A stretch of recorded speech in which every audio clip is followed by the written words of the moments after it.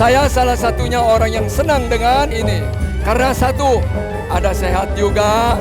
Kedua, ceria dan menghibur diri. Ingat, sehat dibantu dengan hiburan diri. Pasti indah. Bagus, ini bisa dilakukan setiap minggu. Karena saya sendiri orang Betawi, ya senang aja gitu. Dengan adanya penampilan-penampilan budaya-budaya Betawi ini ya. Tiap minggu kalau bisa diadakan. Bagus banget acara ini buat mungkin mengenal lebih dalam tentang kebudayaan daripada Betawi, karena musiknya itu sangat ciri khas banget Betawi, yaitu Gambang Kromong ya.